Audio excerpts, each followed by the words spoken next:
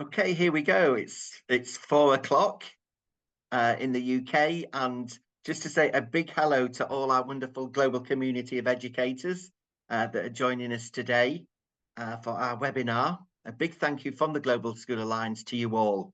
We always say you are the most important people in the world, and it's great today to be looking at a really incredible global project, F1 in Schools, looking at the power and importance of Formula One and encouraging young people globally to develop a whole range of inclusive global STEM skills from that amazing project.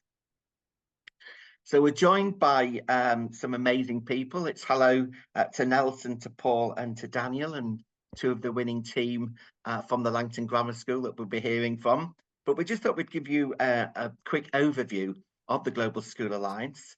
We're very proud to be working with F1 in Schools, along with a whole range of partners that pull together best practice in education. We are relatively new, 5 years old this year, and it's there very much as an alliance of great minds, of great educators to connect those educators. So we're very concerned with that global community of educators committed to empowering educators and students, opening minds and unleashing futures. And what's great as well is this has great resonance with the work of F1, inspiring and empowering young learners globally and supporting the next generation of innovators and engineers, developing a whole range of technical skills. So a big thank you to you all for your commitment with this. For those of you who haven't joined us yet, please do so. The Global School Alliance platform literally has thousands of educators, lots of projects, lots of partners. You can join a whole range of different projects, looking at everything from sustainable development goals to literacy and numeracy, lots of partnership groups and online courses you can access. So free of charge to get involved. The link is below as well. And again, if you want any further information, do stay in touch. And for those of you that want to become an ambassador, again, we'd be delighted to support you in this. We always say you are the most important people in the world, and your commitment as ambassadors to develop and share and get many, many more schools and educators involved is really incredibly important. So again, we can give you further information about that and get involved with our projects and programs to develop the work. Thanks, Hannah. And do get involved with our Global School Awards. This is a great way of developing your whole school commitment to global activities. Very easy to get involved at the bronze level, where we encourage self-assessment and self-audit and developing an international policy at the school. And that develops through to the silver and gold awards, where we very much encourage, as we'll hear today, some really authentic engagement and developing partnerships. So again, do get involved in the Global School Awards, and we'd be delighted to support you through that. And a big part of our work is getting that international partnership set up. We have literally schools throughout the globe who are all looking for partners, so we can support you with that. Great way of developing your language. Our whole school approach to this work ensures that the global dimension is large across the school as well. And again, great way to develop your language. And a big part of our work is travel. We really want educators and young people to have that authentic face-to-face engagement. So we really want immersive learning to be a big part of school partnerships. So it is a whole school approach to all the work. Thanks, Hannah. So all the links are there. Do get involved, register for our events, get involved in the awards and our student councils. And I think we've got a great theme here for our next student councils, looking at the amazing work of F1 in Schools and how particularly young people can get involved with this amazing way of developing a global career. Thanks, Hannah. So please use the chat function. Anything you want to discuss or any observations, please put it in the chat and we can relate to our speakers.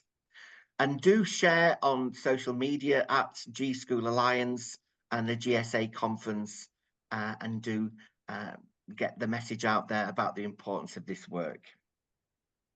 You are the most important people here, and your fantastic work to develop, particularly those subjects around science, technology, engineering, mathematics, need to be stressed ever more so in our globally interconnected world. But we just want to take a quick snapshot is how important are those STEM subjects in your schools? Just choose one. Are they very important? They have some importance, but unfortunately, they're not very important. So you've got half a minute now. Do register. How important are STEM subjects in your school? And we'll get the results out.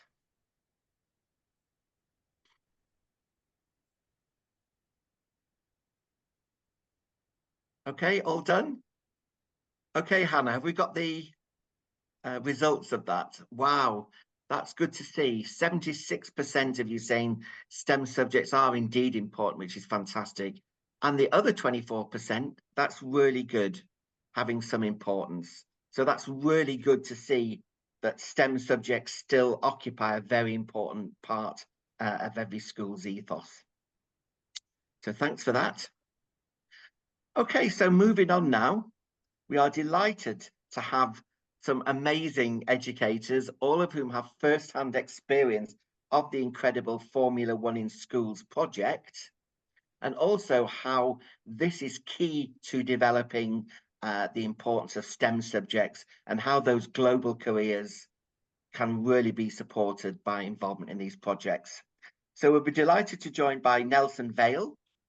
Nelson is the head of international operations, 25 years involved in STEM activities, and 8 years at F1, driving forward partnerships and innovation. You're very welcome, Nelson.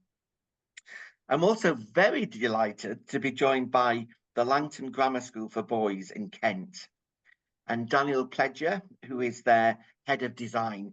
They were recently very successful at this international STEM conference, and a big thank you from us all at the Global School Alliance that they were very successful in achieving a place at the World Finals. That was really brilliant work. And then we'll be going to Scotland to hear from an amazing STEM and innovation lead at Kirkhill Primary School in Scotland, Paul Tyler, who has a passion for teaching and a passion for ensuring that the global dimensions of STEM subjects are writ large throughout the life of the school. So wonderful to have you here with us, gentlemen. And so I thought we'd start by an overview of the head of the international operations of this great initiative, Nelson Vale. Over to you, Nelson. Thank you, my friend. Right, let me just then share my screen to get the ball rolling. Yeah. Right. I hope everyone is being able to see it on screen. Yeah. So very quick introduction for me. Nelson, I've been involved with F1 in Schools for a little bit more than 20 years. I'm the head of international operations, basically meaning I help new partners come on board from all around the world. So that may be new potential coordinators for the competition, or just teams keen in joining the F1 in Schools challenge from anywhere around the world. I know that I have lots of different countries attending here, but by the end of the presentation, I'll be able to let you know how you can get involved and how to, most importantly, get in touch. Okay? So bringing F1 to the classroom. I'm here to talk about F1 in schools. This challenge has been my passion since I had the opportunity to be introduced to it.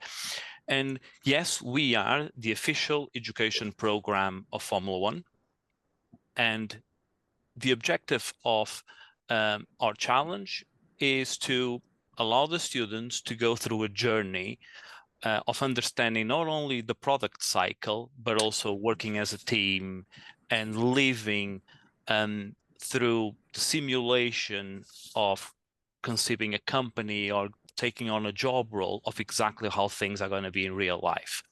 So at our base, we are a STEM challenge for students from the age of 9 to 19, from primary to secondary schools, where students have to design, analyze, make, test, and then race a mini Formula One car.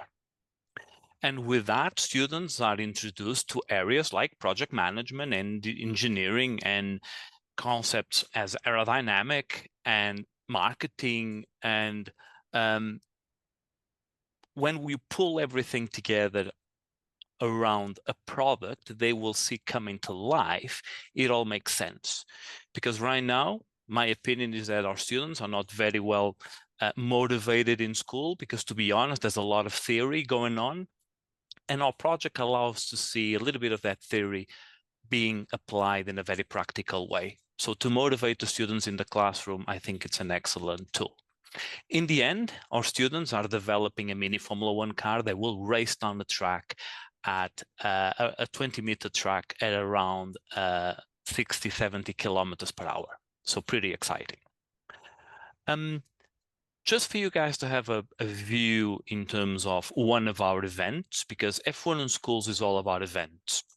The students, after they develop their journey throughout the school year, they are able to compete. So I'm about to show you a very quick 3-minute video of the F1 in Schools World Finals that happened in Singapore in 2023, where 68 teams from around the world had the chance to compete for a scholarship. So let's have a look.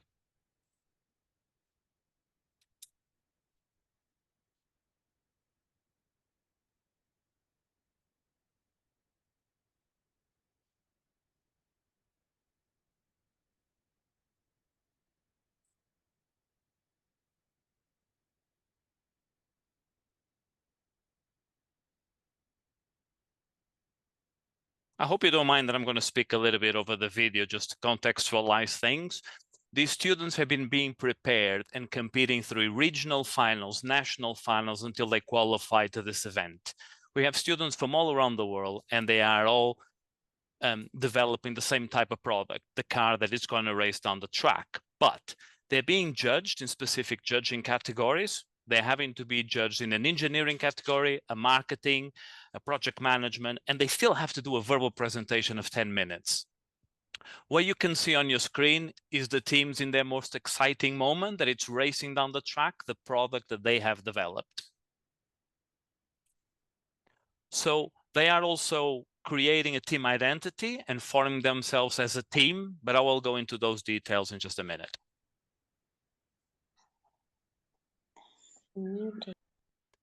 As the official program of Formula One,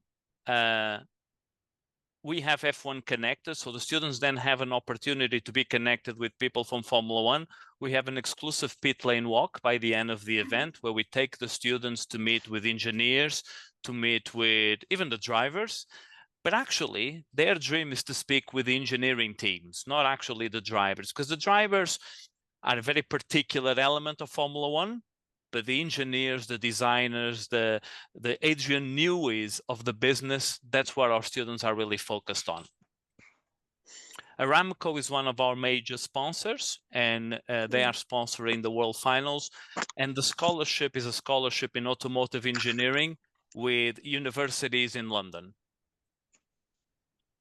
So you're going to see a few images of the students going for the pit lane walk. And that's also quite exciting for the students for when they're finishing their journey in the F1 Schools competition. So the most brilliant thing is that we now have students that completed the F1 Schools journey, went to university, and find themselves now working for F1 teams. So from Mercedes to Red Bull to Williams to McLaren, we have students that participated in F1 Schools working for the teams. So that is pretty cool. And we also allow the students to party and relax a little bit after all the stress. Right, this, if you just Google F1 Schools on YouTube, you will be able to find a lot of videos and information about F1 schools. But explaining a little bit more about the competition. So made for students, designed for teachers. It's made for students because, again, it allows the teachers to make the students see a lot of the very theoretical elements they are exposing the students during the classroom in a very practical way. Okay, so putting those skills into practice, very complex concepts as aerodynamics, how do we actually see that work? Our students are analyzing the performance of their car and their part using professional CFD software and using professional CAD software to design their cars. But also I'll go to that in a bit. But critical thinking is really key in F1 schools because the students are thinking about how to resolve problems. And if they learn how to resolve problems from a very early age I mean, F1 school starts from 9 with our primary activity, we are getting these students very prepared for their futures and future careers. Skills and subjects. So we have a wide range of subjects and skills that the students can explore.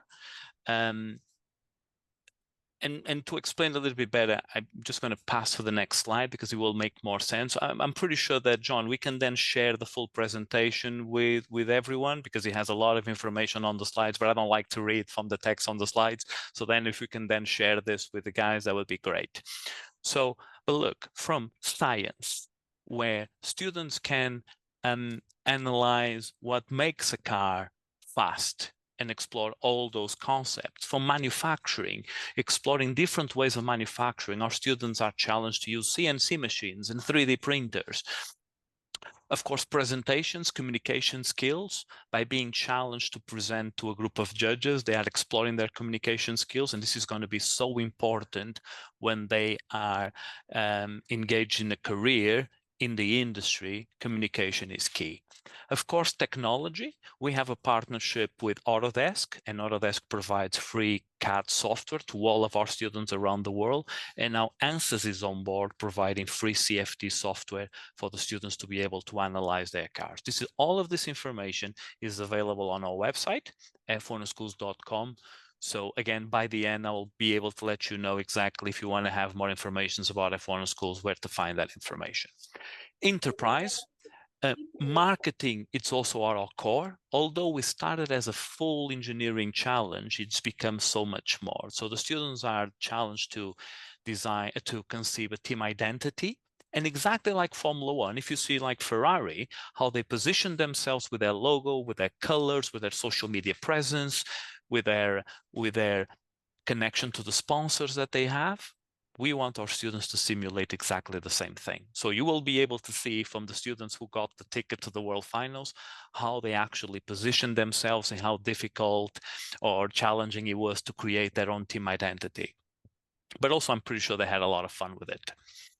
Project management. We have a collaboration with the Project Management Institute, and that allows our students to understand the basic principles of project management from a very early age. And the reason why Project Management Institute wants to be on board, because of, again, we are forming a new generation of professionals. And if they understand the basic concepts of project management from the very start, everything is going to be much easier in their careers. Of course, engineering. Which materials should they use? What's the process of research and development? How to connect everything into a product. The engineering thought process is there at its core of our project. Marketing, connecting with sponsors, learning the return of investment, how to communicate. It's also present around the competition. And of course, mathematics and physics and many other areas, and inclusive finance. Because in the end, we want our students to also manage their time, but manage their budget. Students will be challenged to raise sponsorship to be able to go and compete in our events. So by now, you are kind of figuring how many boxes this project is actually ticking. But this is going to make our students very well prepared to any challenge that they're going to have from university and when they are actually working and introduced into the work market. Okay. How does it work? I said it before. From 9 to 19, our students form themselves in groups of 3, minimum 3 students, maximum 6 students. They choose the class of entry that they want. It all starts in primary with paper cars. They can move on to secondary level where they can do entry class, development class, professional class. And that just means a little bit like Formula 1, F3, F2, F1. It becomes a little bit more challenging as long they go. So you can imagine that a student that is 13 may go through a year in entry class and may choose to come back on the following year more comfortable for development class, and then ultimately take on professional class. And that is the class that takes them to the world finals, to an international event. I mean, the pinnacle of F1 schools. The process is all about design, analyzing, making, testing, and then racing the Formula 1 car. So the students are focusing on the car and making sure they can make the fastest car possible to beat all the other teams on the racing track. Again, exactly what like an F1 team is doing, going through the races and wanting to win in the Grand Prix, and at the same time raising the sponsorship, communicating with through their marketing strategy to gather more sponsors. So our students are learning how to do that through and having fun in school, through our challenge and having fun in school. Just a very visual representation on the classes. So it all starts with a primary STEM project that we have, where students are able to just have fun in the classroom without having the pressures of competing. They can fire the cars down the track with air, so it doesn't even need power. When they are ready to compete, they can go into primary class from 9 to 11 and make paper cars. And they race in the exact same track in the exact same way as secondary level. When you go to secondary, you have entry class, development class, and professional class, and the students are free to choose which class to enter and when to enter, okay? And what you can see below, it's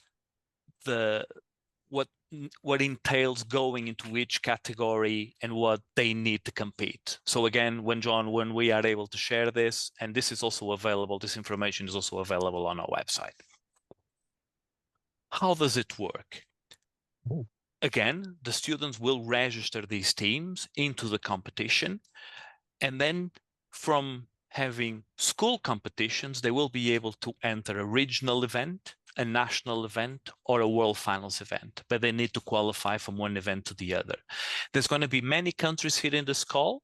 Some countries will have an in-country coordinator already, and that person is delivering F1 schools for us and organizing events. Other countries, we are still looking for an in-country coordinator, and that is someone that can help us represent F1 schools. So if anyone is interested in taking on this wonderful challenge, please let me know by sending us an email. But ultimately, all the national champions will compete in the F1 Schools World Finals, and that is reference to the video that I've just shown you. Timeline. The timeline for schools is basically throughout the school year. Just imagine that registrations open in the beginning of the school year and events will happen by the end of the school year. So the students are using what they are learning in the classroom with the support of the teachers to go through this wonderful journey. Okay? Equipment and resources. There's equipment that it's needed, there's consumables, and there's equipment. What makes the challenge brilliant, it's not only the fact that they're using professional software like Autodesk Fusion 360 or the ANSYS software, it's also the fact that they are learning how to operate certain equipment like CNC machines, industrial grade CNC machines made for the classroom. So they are learning how to manufacture the car body and then combining the car body by 3D printing their front wings, their rear wings, their wheel support structures, their wing support structures until they have the car that's going to race down the track. Okay, and the car is, of course, applying all the research in terms of engineering that they have done throughout their process. We also have the race equipment, of course, and our partner for equipment is Denver. They've been providing equipment for F1 schools for many, many years. From the CNC machines to racing equipment, we can then put in contact anyone that is interested in the equipment. We also have a lot of learning resources. we are developing a more restrict set of lesson plans, and this is to tackle some markets that need them. But basically, we have two sets of regulations: technical regulations and competition regulations. The technical define the do's and don'ts on the car, and the competition regulations define how they can compete. And the regulations are similar all around the world because ultimately it's the same challenge. But from video resources to resources made by our partners, we are about to launch in 2024 a platform that will compile every single resource that we have for any student from around the world as soon as they need support about F1 in schools. If it's from the design bit or marketing advice, project management advice, they will be able to find it all in one place. So very exciting news for F1 in schools for 2024. What do the students learn? Precisely. And now I'm going to read it because the bullet points are pretty concise.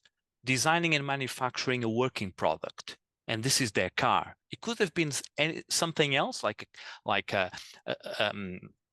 little plane or a boat or a cell phone or whatever it is. But the product cycle here is being tested with the car. So if the car is not fast enough, what our students are going to do is going back into the drawing board and do it again until they make it faster. Trying out real jobs, engineering, design, marketing. By taking on a job role and simulating their job role, what is happening in the student's brain is that they're realizing that that's precisely what they want to do for the rest of their lives. Or while they're going through the journey, they are realizing, right, I really don't want to be the manufacturer engineer, but my colleague is the designer, and I'm actually falling in love with design. And they will become a designer for the rest of their lives. And they will be more motivated to pursue that career. Working together as a team, crucial. They're going to have to work as a team in any profession, solving problems through innovation, working on how to improve the speed through science, learning skills to their dream career, understanding the world outside of school, because we're very protected when we are at school, but outside of the school is a very harsh world. But I think the challenge is very well prepare them. And I'll give you this very quick example. In F1 in schools, if our students fail a dimension on the car by 1 millimeter, they will have a point penalty. We always say to our students, if you fail by 1 millimeter in the real world of F1, you will be able to be responsible for damage that could be thousands and thousands of pounds. So learning how important it is not to fail 1 millimeter will create a mindset on them that there's ways for me not to make mistakes. So going around that will make them, again, a much stronger professional. And realizing that money doesn't grow on trees, of course, very common expression. But what this means is that they will need to fight hard to make collaborations and to raise money, not only for this objective, but for whatever objective they have, if it's creating a company or going in working for F1. Sustainability, very quickly. We are aligned with 9 of the 17 objectives of sustainable development by the UN. Our students are challenged to apply sustainable thinking in everything that they do, from the materials that they choose and how they build their pit displays, to avoid creating trash when they're planning their pit display or going into an event, and how actually they can make the world more sustainable through what they're already doing and how they are thinking about things. Equality, diversity, and inclusion.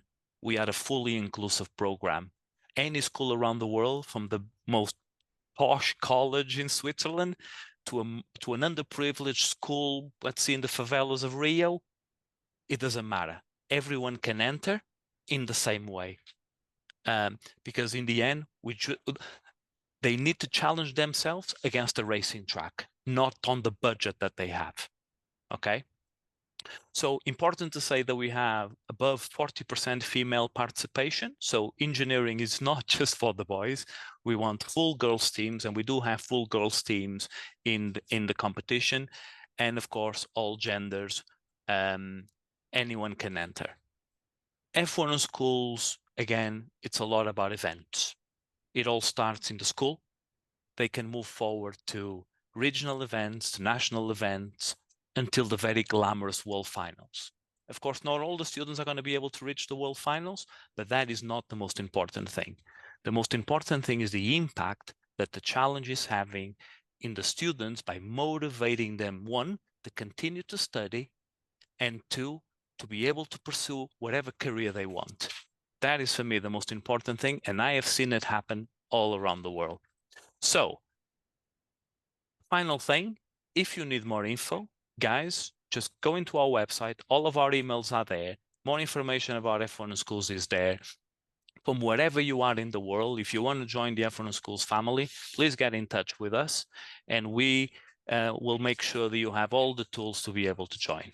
But more important than what I'm saying about F1 Schools is going to be for you to listen from the experience of our students and our teachers. And that's what I think hopefully is going to be next. So thank you, guys. Fantastic. Thank you, Nelson. That was really brilliant. A wonderful overview. Thank you. And we'll share that PowerPoint with everyone. And if we may, Nelson, also share your email details. Of So course. if you are interested in any aspect of this amazing project, we're very proud and delighted to be partners with the amazing F1 in Schools project. That was great. Thank you, Nelson. No worries. Okay, and as Nelson talked about the value of teamwork, collaboration, and getting young people involved in this great work, we are very proud and delighted to have the Langton Grammar School for Boys joining us. They were very successful at getting a place at the World Finals recently for the UK, so it was great work. And their head of design, Daniel Pledger, is joining us. 24 hours notice, or was it 36, Daniel? We are 6. We are really proud and delighted to have your amazing winning team join us today. So over to you. Oh, thank you very much. Hello all. Thank you for the invite, even though we've had a brief time to plan for this. I'm going to talk very briefly about myself and the story of F1 at the Langton.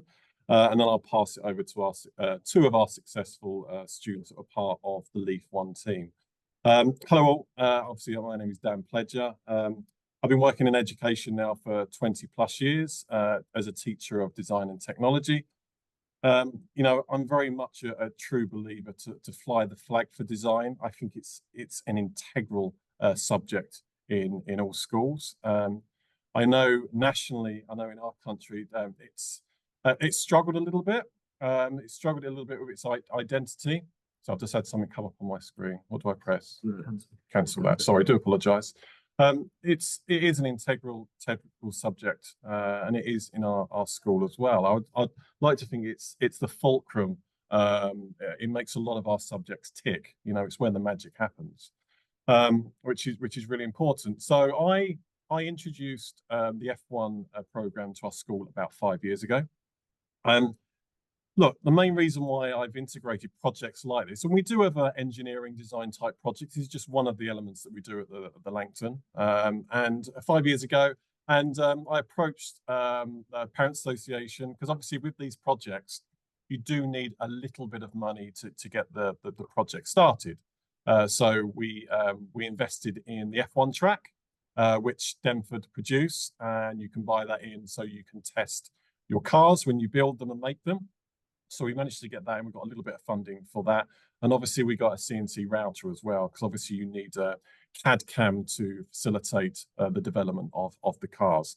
They can be handcrafted as well. They don't have to be machined or automated in that way. But it's a really good thing to have in your departments if you haven't already, because it obviously inspires students massively, and it has had a real impact. So 5 years, we did it for 5 years. We started off at entry level, as Nelson explained, and we started off with the younger students when they're a little bit younger, and it's a really good starting point. It gives you the basics that you need to know to develop further. And obviously, we had a few groups that were doing it back then, and a few of them were really successful, and they went on to development stage, which again, that's where the technicality and the difficulty levels progress, and it can be quite challenging. And obviously to professional standard, which we are now working at. For a couple of years we've been doing it. We got to nationals a couple of times. And each time we went, we kind of learned from our mistakes, what the students did. Just to clarify, as a teacher, I love projects like this. because we're all, I'm sure there's a lot of teachers online. We are so busy. I mean, literally today, I'm literally from 8 o'clock till 4, we've been moderating coursework. So I haven't put much time and thought into this. But in terms of F1 project, the support and the guidance you get from the F1 team is absolutely fantastic.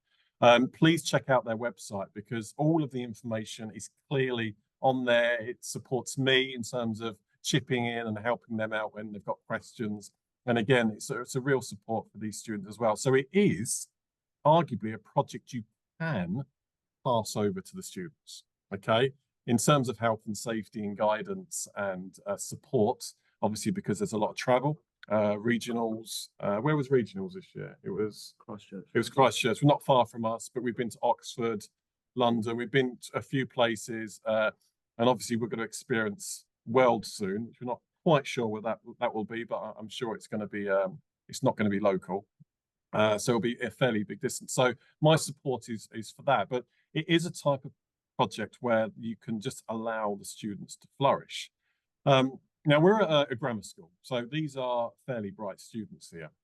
And I do like the fact that F1 in schools have those levels of entry, development class and professional class. So you can differentiate. So you can have really able students and less able students to be involved in this project. So that's also really, really integral as well, depending what type of schools you are at, which I think is absolutely fantastic. So look, I can talk for ages about my subjects and stuff like that, and I know time is flying. So what I'm going to do, I'm going to pass you over to the award-winning students now. They're going to introduce themselves, and they're going to talk through their really successful journey. And it has been a successful journey. They have worked so hard. This F1 in terms of professional class, it is the level is unbelievable. But I tell you what, it's worth it. I'm going to pass you over to the guys now. Do you want me to share the screen for you? Go for it. All right, so hi, I'm Atticus. I'm the project manager for Leaf One, and that's the name of our team that are now UK national champions.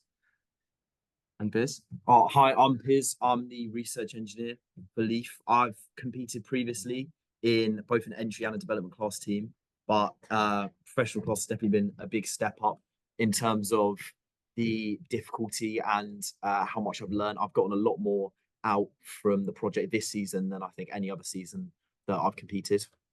So the project is a big commitment. There's a lot of stuff that needs to go into it.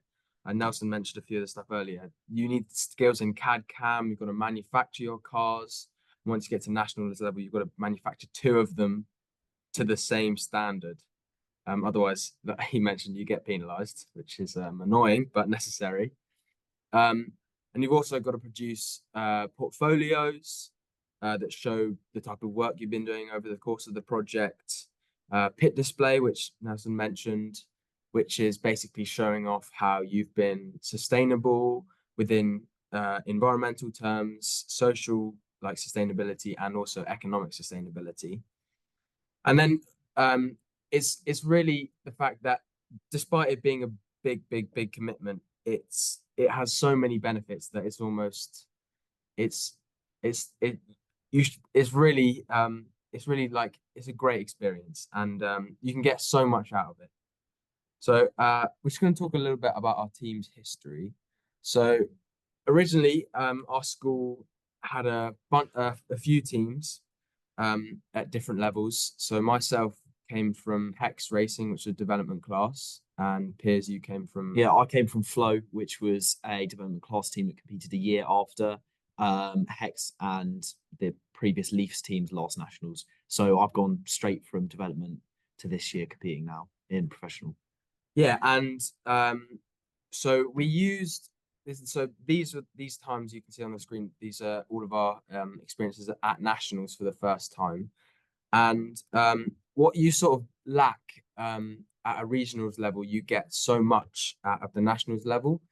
You get to see the other teams, their ideas, and how they like their team identities, and also how what the judges expect of you, the competition, what you need to do to get points, and also the sort of competition you're looking at and what you need to do to be better than them. And also it's a really friendly community. the competitions, everyone's willing to talk. Secrets are somewhat kept for the engineering side, but it's a very open community and it's very friendly. So we came from originally these three teams, Flow, Hex, and Leaf, and we've had new members come in as well, straight into professional class because they're very smart. We've had Jamie, our social media manager, and Cole, our sponsorship manager, and all of these members, as well as Zach and Sean, from the original Leaf team, have formed this new generation of Leaf. And so we used the times we went to nationals as a learning experience, as I mentioned just a few seconds ago, what we need to do to improve. So one of the biggest things we noticed is that portfolios are a big part of the project, and you need to have page density, as well as a visual hierarchy. Judges love diagrams and images, so it's easier for them to be struck by the bright images, look at them and say, oh, look, they've done this, they can have those marks. Yeah, so on the more engineering side, by me going to nationals the first time with Flow, the team I competed with previously, that was kind of at a regional level, you don't really get a sense for it, but by nationals, you realize the technical ability and the level that your team needs to be competing with. Because especially walking around, it's really open on the day. It's really open. You can go look around every other team's pit displays, and looking around, you realize how the level and the standard which you're needing to work to. And my Flow team placed 8th at our nationals in development class. But I think more than actually competing on the day, I think I learned more from walking around and looking at the professional class teams and the winning development class teams, and looking at what they were doing and how they were doing it. And I took so much away from that it really helped with, because professional class from development is still a steep learning curve. It really helped to overcome that and to make my life easier this season. And then, so we've talked about the sort of in-project focuses, portfolios, pit displays, but it doesn't just bring benefits for the team and the teachers involved. It brings benefits for the whole school, because it gets you involved in creating programs that not only benefit your team, but can benefit other teams in the project, other years, and as well as the school as a whole. So as part of our social sustainability, our drive for social sustainability, we created a mini F1 in Schools project for the Year 9 curriculum along with Mr. Pledger. And it's basically similar level to entry class, but the cars are all handmade, and students get a chance to be introduced to the project, introduced to the concept of engineering, and also it gets them interested in the project and provides sort of an infrastructure for future competitors to join our team, Leaf One, or other teams the school may start in the future. And basically, it's these modeling foam blocks that the students do orthographic drawings of on some paper. They run through a few sketches, do some aerodynamic research, and then hand make it. They also receive a set of regulations similar to the project. And then they get the chance to race them down the track and test their reaction times with use of our track. And then as part of our environmental sustainability, you could probably tell Leaf is quite an environmentally focused team. So we've designed a living wall to be built in the school. We've had meetings with professional living wall companies, as you can see on the bottom left, and it uses marine plywood, and then the students are going to have the pieces cut for them, and it's going to teach them orthographic assembly, as well as engraving using the laser cutter on their plaque. And then all of these individual units made by a student will be hung on this frame that will be assembled in our school in the future. So a big part of our ethos as a fully sustainable team is to be completely open source. So Leaf the last season they competed, which is when I wasn't on the team. We've uploaded all of our files to Printables, which is a open source repository of, where everyone can upload their files to, so that other teams in the future can come and just look at what we've done, and sort of as I said earlier, the experience of going around and looking at other teams at a national finals, they can get that from their own home. They can look at what we've done, and I think that file's had over 1,500 views and over 300 downloads, which has been just brilliant for us. And at the end of this season, after World Finals, we intend to do the exact same with all of our car files, our pit display files, our portfolios. Literally everything we've done this season will be readily available for other teams to view.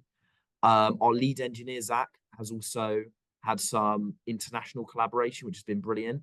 So M&M's Motorsport, which is a team in Portugal, Zach helped them with their national finals car, as Zach is our head of engineering, and he helped them achieve one of the fastest track times at their nationals and help them qualify for the upcoming World Finals, which is pretty brilliant to be able to go as a team from the UK, to be able to help and collaborate with teams from all across the world. So what have we gained from the project? We're going to focus on the awards and the experiences first. So myself, Piers, and our lead engineer, Zach, have all gained work experience this summer, work experience placements at Williams Racing.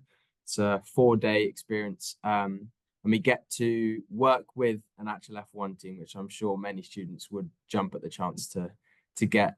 And it sort of extends on our knowledge that we've gained from the project of, industry level engineering experience, how, and also gives insights into how an F1 team works. We get lots of shiny trophies, which is good, especially if your team is very efficient in all of their areas. There's lots of awards, so even if you don't come first or second, you still get rewarded on if a certain part of your project, say your project management or your marketing is amazing, you get rewarded on that. We also have received, as part of being the national champions, we received a full paid bursary for mechanical engineering at Aston University, which is a great opportunity. And it secures our place in one of the best engineering universities in the country. So yeah, it's a great experience. So we also, as we were national champions, we've qualified for the 2024 F1 in Schools World Finals, which we're not too sure where it is going to be yet, but it's going to be an invaluable experience to be able to represent the UK there. We also have received, for coming first, some paddock passes at the Silverstone Grand Prix later this year. I think that's in the summer. And we've also, all as a team, started applications for the different levels of the Crest Awards, which are a national, international design awards, which it looks brilliant whenever you're applying to a A-level or university. I am applying for silver, as I'm not 16 yet, but other members of the team who are in year 12 are going to go for gold, it will just look brilliant when we're applying for further education. And then, talking about the future, to add on to what Nelson was saying, as a project manager, it's been invaluable. There's loads of resources I've used. The project management guide that F1 in Schools provide us. There's also, because of their collaboration with the Project Management Institute, I've been able to gain access to the project management guide, which is the international standard for project management. So it's given me skills in what would be, proper, like actual careers. And I'm learning this at 16 years old. So it's been a great experience to get to know what's expected of me when I'm much older, and getting a head start on that has also been invaluable. So what are the next steps for us? Well, having designed the living wall, we're planning to build it in our school this year. We're getting in contact with contractors in the coming weeks, and also the Living Wall Company to make sure that our design is viable, as well as the drainage is good and plants are able to be sustained in our pots. And then one of the new ideas for our Worlds campaign is we're going to introduce the project to our school's partner school, Dr. Obote College in Uganda.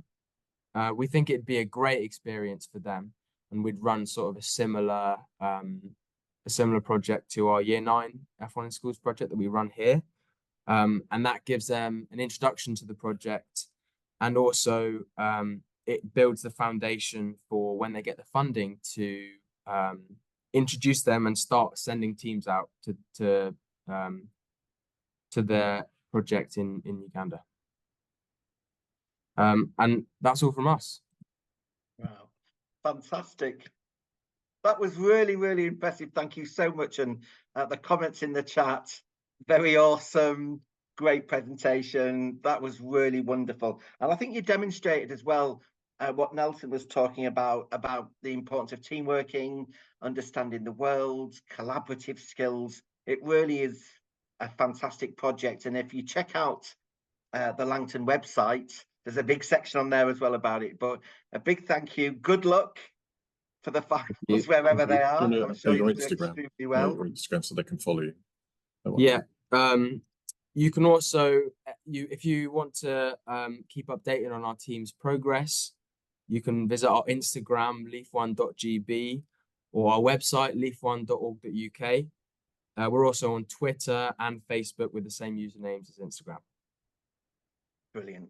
Well, we'll certainly do that. And we look forward as well to supporting you with your wider global outreach work. Good luck with the work in Uganda. That is really fantastic. And again, the Global School Alliance is all about sharing, collaborating, best practice. That is really fantastic. And thank you, Mr. Pledger, again, very short notice for all your fantastic contributions. Honestly, it means a lot. Thank you so much. And in terms of my journey, like I said, I'm trying to fly the flag for design and technology, not just nationally, but worldwide. So you can follow me on Langton Design Instagram. Just check out what we do. I'd love to collaborate. Thank you very much. We will certainly stay in touch. Thank you to the wonderful Langton. And I think what's been really impressive is how this is all about ensuring that young people from their time at primary school do develop that wider understanding of the Sustainable Development Goals. And it was great to see how your work as well at Langton really is key support for many of the goals.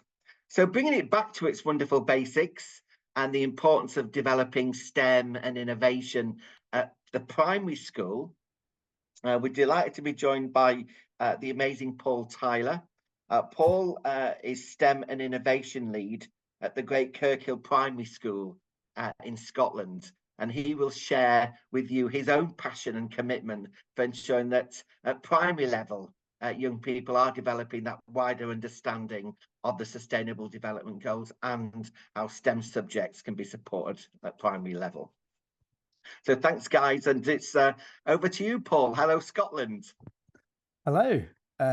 Thank you very much for that glowing introduction. My short talk's not going to be nearly as exciting as the gents we've just heard from Langton. Such an impressive bit of work, boys, and I will definitely be following your progress globally over the next little while. So my name is Paul Tyler. I am a primary school teacher up in East Renfrewshire in Scotland. I've been teaching for 17 years, leading science and STEM for 14 of those. And I'm a little bit of a cheat because I do have a science background. Before going into teaching, I was a research biochemist for about 9 years, working in the pharmaceutical industry. And I deliberately went into primary school teaching to kind of almost get away from the science. I wanted to be teaching everything. I loved teaching writing. I loved teaching maths particularly. And I didn't want to be kind of pigeonholed, but my head teacher found out fairly quickly about my science background, and that was me.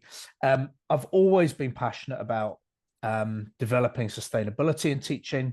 And ever since I sort of first came across the Sustainable Development Goals in 2015, I've looked to embed those in everything that I do. I suppose my sustainability journey started with the launch of Curriculum for Excellence in Scotland in 2010, and the freedom that gave us as teachers to build our own curriculum. And in about 2012, we had a visit from Education Scotland up here, and teachers from all over Scotland to share our best practice in sustainability, and it's kind of developed from there and grown from there. So this year, my head teacher approached me with a new idea. So in Scotland, as I'm sure it is in many countries, teachers are entitled to 2.5 hours a week out of class. We call it non-class contact time. And during that time, another teacher will take the class and do something with them. My head teacher asked if I would like to do the non-class contact time cover. And she pretty much gave me a blank piece of paper and asked me to design my own curriculum. So I went through Curriculum for Excellence and I pulled out all of the bits of it that were linked to sustainability first and foremost, because that forms the core of what I teach. And then secondly, I pulled out all the interesting bits to do with engineering. The bits that, if I'm really honest, in primary schools tend to get done the week before Christmas with a bit of junk modeling and tick that box. And I really wanted to explore. I really wanted to explore how we could develop those areas of the curriculum further. We also wanted to introduce the skills, and up in Scotland, one of our organizations with the government has developed this idea of the meta skills, and these are the skills that not the technical skills, but those kind of skills for life that you can see up in the top left-hand corner there, looking under broad headings of self-management, social intelligence, and innovation. And we wanted to bring those in. Motor skills, we had noticed, a lot of our teachers had noticed that after lockdown and after the COVID and learning from home and things, that a lot of the children were struggling with their fine motor skills. So we wanted lots of activities that were going to help children develop those. The real life contexts were really important, and you'll see there a number that link specifically to the Global School Alliance, things like global citizenship, this idea that we're kind of all in this together. We can no longer think of ourselves as citizens of the UK, in my case, or citizens of Europe, or citizens of the Northern Hemisphere. We are all in this together. And if we don't embed that idea in primary schools with young children, we're going to have a lot of problems down the line. Looking at the real life context of improving the world, and looking at careers within STEM as well. So putting the curriculum together, it was very ambitious at the start of the year. I didn't really know how it was going to play out through the year. But what I was really, really keen to do was to link as much of what I was doing as possible to the Sustainable Development Goals. So if we have a look at some of the Scottish curriculum, and I've not gone into too much detail here, but in our social studies curriculum, we've got 14 E's and O's, and apologies for using the jargon there. Those are our experiences and outcomes. So those are the kind of statements that our curriculum is built on. And you can see there from these 14 social studies outcomes that particularly pertain to sustainability. They cover things like natural environments. And I've just put on here the little graphics of the global goals that these link. We have a big focus on transport a couple of times a year and how children are getting round and how they get into school. The idea of sustainable cities. I was talking with a class the other day about the low pollution zones that more and more of our cities are now putting in place in the city centres. We now have 4 cities in Scotland, our 4 largest cities, which all have low pollution zones in the city centres.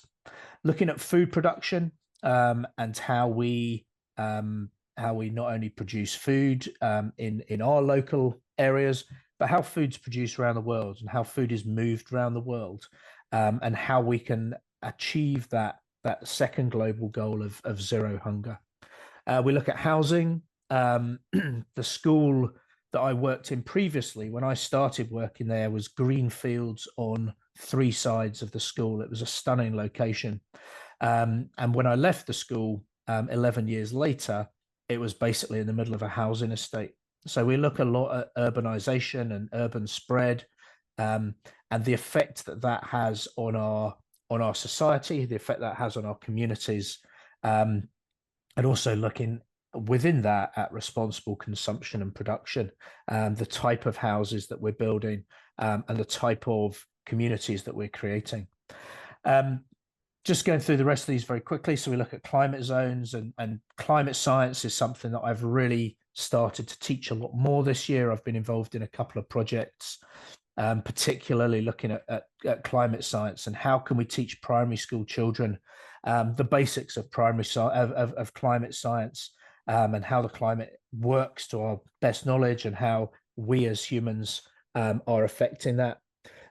We look at the sort of increase in the prevalence of natural disasters around the world, and what's been done, and how cities and communities are engineered to withstand the effects of natural disasters. We constantly talk about the impact of human activity, and that's in a number of different guises, from transport through to food, through to how we have this increased need for houses, and how we're always looking for bigger houses with facilities close by. We've been doing a very, very interesting project with a group in Scotland called Daydream Believers over the last 6 months, called Solarpunk Island. And the solarpunk movement is kind of the antithesis of the cyberpunk movement that many of us will be familiar with from films, this kind of view of a dystopian future where technology has taken over and society has collapsed. And solarpunk is all about the opposite view. It's about using technology sustainably. It's about living with the natural world, rather than just sort of pillaging from the natural world. And it's been absolutely fascinating to see the children relating everything that they're doing to the global goals throughout the project. In our technology part of the curriculum, we look a lot at materials, and we've done a lot of work with materials, manipulating those materials. We talk about the importance of reusing and recycling. We also talk about a lot about the importance of refusing at the start of that cycle, and actually not buying things that we don't need, and not, even simple things like not taking a carrier bag at the supermarket when you really don't need to. We look a lot at product design, and we've moved into using Tinkercad and online software for product design. We've also had a wee play about looking at artificial intelligence to aid with our product design and getting our ideas out of our head and into a visual form. We look a lot at our life cycles, and we look at, we are living in Scotland. We're living in a very affluent country that so far has not been particularly negatively affected by the impact of climate change. However, I'm very keen that our pupils are very aware of how their life cycles, their lifestyles, can have an impact globally. And we did a project last year around climate justice, and we looked particularly at the case study of the Solomon Islands. And we had a researcher from Southampton University who came and talked to us about her PhD project, PhD research that she was doing in the Solomon Islands, where around about 40% of their landmass has been lost in the last 20 years due to rising sea levels. And the Solomon Islands are a net zero. They are a carbon negative, community.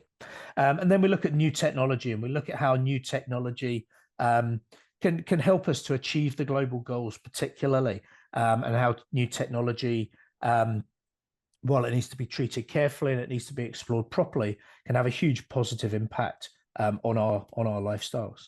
And then through the science experiences and outcomes, we look at reducing energy wastage, and we look a lot at our buildings. We're in a fairly old school at the moment. We still have some single glazed windows.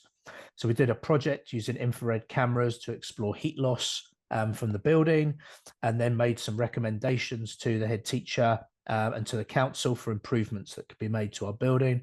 We look at water conservation and how that's really important, particularly in areas that are regularly flooded, or areas that experience natural disasters, and really feel the impact of climate change. Non-renewable energy is a really important one that we look at, and how we can reduce our reliance on non-renewable energy sources. And then the final one, which has always been my favorite experience and outcome from the whole curriculum, is the topical science one, which pretty much, as far as I'm concerned, gives me carte blanche to teach whatever I like, as long as I can relate it to a science story around the world. And it's allowed me to kind of tick all of the global goals at some point over the last year. So I hope that's it's been brief, but I hope that's been interesting and given you a kind of overview. And I'll be very interested. I'm definitely going to immerse myself in this amazing community that John is heading up, and hopefully I'll be able to come back and possibly talk to you again in a year's time and give you an update of where we've got to, and share some more. More than happy to take any questions that popped up in the chat. I'll put my contact details in the chat as well, and anyone who's interested in getting in touch to talk about anything. I'm a massive collaborator. I'm a massive network builder, and always happy to work with anybody on anything. Thank you very much, John. Wow, that was fantastic. Thank you, Paul. I think we all want to come and work at your amazing school. What a great curriculum. And a huge thanks to you and your colleague, Laura, for all your fantastic and innovative support. And I think it's really important to put amazing projects such as F1 in Schools in that wider context, that we are all in this together, that we're working together, collaborating, and those skills around critical thinking are so much underpinned by your incredible work. Fantastic feedback. Kerala Public Schools wants to collaborate with you. We will be sharing this recording, sharing the PowerPoints with everyone. But just to say a big thank you. Projects such as F1 in Schools depends on amazing educators, and we always say educators are the most important people in the world. Anything we can do to share, to collaborate, and as Paul quite rightly said, immerse ourselves in this fantastic community, we're proud to do that. So it's a huge thank you to the wonderful Nelson Vale. Thank you, Nelson, for all your brilliant work developing F1 in Schools. A huge thank you to all our friends at the Langton. That was absolutely brilliant. Thanks, Dan. Well done to our two amazing award-winning friends there. Good luck at the World Finals. We'll all be rooting for you. And again, a huge thank you to Paul. We do have a couple of minutes. If anybody does want to come on camera and either ask a question or reflect on the amazing contributions that we've heard today. All positive. We've got lots of schools in India want to collaborate, amazing presentations, looking forward to more information, very informative. So I think you have a very another winning streak there with the amazing work. That was really fantastic. So thanks again to everyone. You will get a certificate. Oh, okay, Sonia. A hand up from Sonia. Sonia, would you like to come on camera and say anything? Yeah, hi, sorry, my camera is not on, John. Oh, Sonia. But so I'm the principal of a school in Hyderabad here, and wonderful presentation. And I would certainly like to get in touch with Paul Tyler and collaborate so that we definitely have various aims and goals, but how to integrate things and make it a regular part of the school teaching is what I want to learn more and collaborate with the schools abroad. So yeah, that's the aim. Absolutely, Sonia. We'll do that. If we may share everyone's email details and certainly put you in touch with each other, because yeah, that was really fantastic. Okay, and a hand up from Thank Amar. you. Hello, Amar. Would you like to say anything, Amar? Okay. Okay, moving across. Anyone else wants to come on camera? Sorry, John, I have one more question. I'm sorry to interrupt. No problem at all. So for the F1 school, the F1 project, I did write in the questions, what are the commercials? Did I miss that? What are the commercials involved to be a part of the project, F1 project? Nelson, would you like to answer that? Yeah, of course. Information for Sonia? Yeah, of course. I mean, it depends on where you are in the world. In-country coordinators do need to be sustainable, so sometimes they charge a small participation fee for students to join. I mean, the example is the United Kingdom, where teams pay £75 to join the competition. And then it's part of the challenge to fundraise for them not to have any additional costs. So with sponsor help, they will be able to buy their consumables, or to cover their expenses to go to events, etc. There's the cost of equipment if a school wants to invest on a hub, but Denver can provide quotes for that. But yeah, we don't want students to feel that they need to spend money from their pockets. It's part of the challenge to fundraise, but basically around the world, it's particularly just free to enter. Okay, thanks for that, Nelson, and thank you, Sonia. Okay, I think we'll bring this amazing webinar to a close. Again, a huge thank you to all our speakers. A huge thank you to you all as well. The Global School Alliance is very much that community of amazing educators. We're very proud to be celebrating our 5th birthday. It's an important month for us next week in May, where we'll be celebrating our 5th birthday. And we look forward to working with you all. Let's all stay in touch. I know there's lots of amazing ambassadors on the call. Hello, Kalyani. Hello, Lisa. Wonderful to have so many of our ambassadors on the call. So thank you very much. Have a great morning, afternoon, evening, wherever you are. Our next webinar is in May. Do stay in touch. Yes, a copy of the recording will be available. And please download your certificate. So without further ado, a big thank you from the Global School Alliance.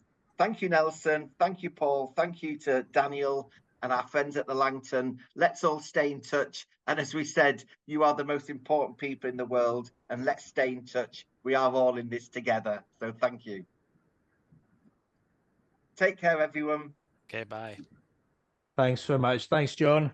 Thank you. It was good to see you. Thanks, Daniel. Thanks, Sonia. Thanks, Nelson. Hi, John. How are you? Hello, Anna. How lovely to see you. Good to see you. Yeah, I'm here. Ready I'm to here join from the beginning. Thank you, everyone. Thank you, everyone. Thank you from Bangladesh. We know how wonderful you do amazing projects as well, Anna. Thank you for that. Thanks, Joanne. Thanks, Amna. Good to see you. Thank you from Bangladesh. The wonderful Lizzie Bo. Good to see you. Thank you. Hi, Anna. Thank you. Hi, Lisa. How are you? I'm fine, thank you. Nice to see you. Thank you, Hi, everyone. Lucy. Thank To see you. you both. Hello, Sangeeta. Thanks, Hello, John. Kalyani. Hi, John. Good Hello, to see you. Margazota. Good to see you. John, thank you for giving us these opportunities, because that was absolutely brilliant. I will have to speak to our science coordinator because our kids will love it. We had such a successful Earth Day, on the 22nd of April. The kids absolutely love it.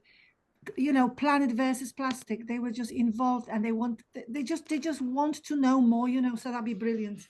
Thank you. And best wishes to you all at your wonderful school as well. Oh, thank you. Really brilliant work.